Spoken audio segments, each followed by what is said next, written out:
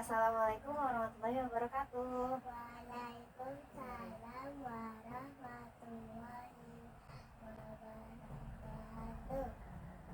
Halo adik-adik, perkenalkan nama kakak Putri. Pada hari ini kakak akan menceritakan sebuah cerita yang berjudul Belajar untuk Tidak Marah. Tolong didengarkan ya. Ya.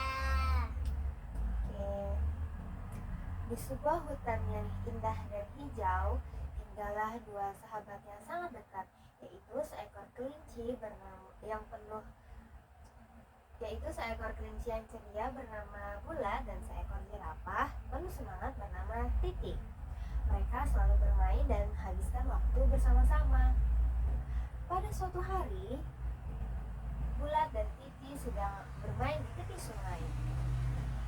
Lalu pada saat sedang asik bermain, tiba-tiba tanpa sengaja Titi menginjak ekor si Bulat.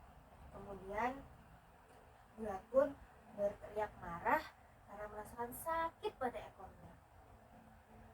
"Aduh, Titi, kenapa kamu tidak memperhatikan tempat di sekitarmu? Lihat nih, sekarang ekorku sakit," ucap si Bulat dengan wajah yang marah. Pada saat itu, Titi sangat amat terkejut mendengar ucapan si Bulat. Sebenarnya dia tidak bermaksud untuk menyakiti temannya itu. Kemudian Titi merasa sangat menyesal dan sedih. "Maafkan aku, Bulat. Aku tidak bermaksud untuk menyakitimu. Aku tidak sengaja," ucap Titi dengan suara yang namun, si Bulat masih merasa marah dan kesal sehingga tidak mau mendengarkan penjelasan si Titi.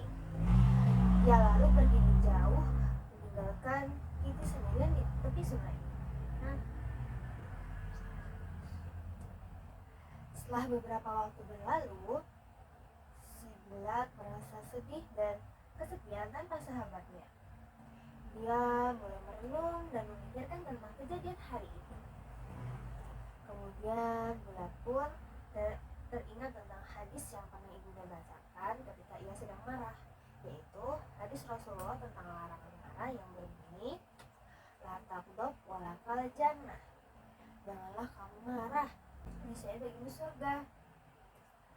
Lalu Bulat pun tersadar, mungkin dia tidak seharusnya begitu marah kepada Titi, karena Titi tidak sengaja menginjak ekornya dan dia pun sudah minta maaf. Kemudian dengan hati yang lega, Titi kembali menemui. Lalu dengan hati yang lega, Bulat kembali ke tepi sungai untuk menemui Titi. "Maafkan aku, Titi. Aku tidak seharusnya begitu marah kepadamu," kata si Bulat dengan wajah penuh penyesalan. Titi pun tersenyum lega. "Tidak apa-apa, Bulat.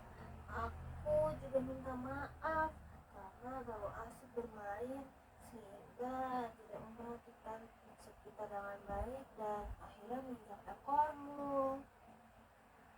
"Tidak apa-apa, Titi. Aku sudah memaafkanmu."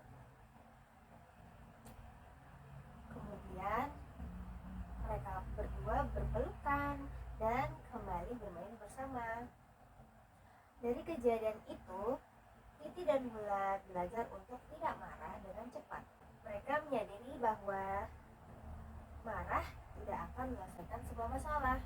Dari kisah Bulat dan Titi, kita dapat belajar bahwa bersabar dan tidak marah merupakan kunci untuk mempertahankan sebuah pertemanan.